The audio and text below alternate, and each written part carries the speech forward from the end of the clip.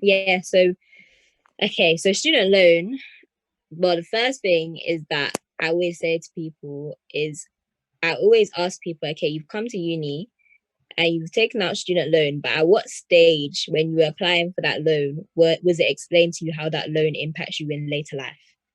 And everyone always says it's never explained. And to me, I personally believe that it's unethical for people to be encouraged to just go and do something which they have to apply for debt, and is not a small amount of debt, and that debt is not explained in terms of what implications it can have for you later down the line.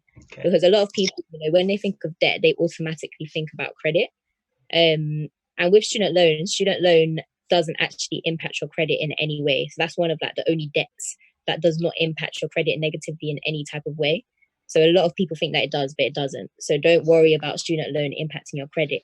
However, what it does impact is when you come to buy a property, it's all well and good if you have a deposit. However, when it comes to buying a property, there's a lot of other factors that a bank will look at before they loan you money for you to be able to buy a house. So your credit is one of the things that comes into that. But then also the amount of money you earn is another factor. And with student loan, when you start earning a certain amount, obviously you have to start paying that student loan back. And because that student loan is coming out of your salary, it's reducing the amount of money that you actually earn.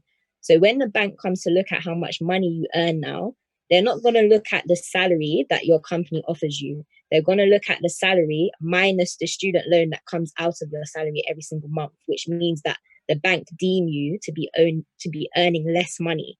And the amount of money that you earn comes into play when the bank is deciding how much money they will loan to you. So when the bank looks at how much money they'll loan to you, generally, as there's other factors involved, but as a general figure, the banks will generally loan to you like 4 to 4.5 times roughly your salary. So if you plan to buy a house in London or on the outskirts of London, those houses are very expensive. So in order to be able to buy those houses, really you want the bank to be able to loan as much money to you as possible in order to be able to buy those houses.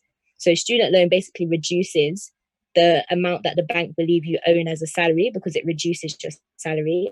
And then in turn of that, it then reduces the amount that the bank is willing to loan to you. So if you want to be buying big house in London, you might not be able to get the loan in order to do so. Okay.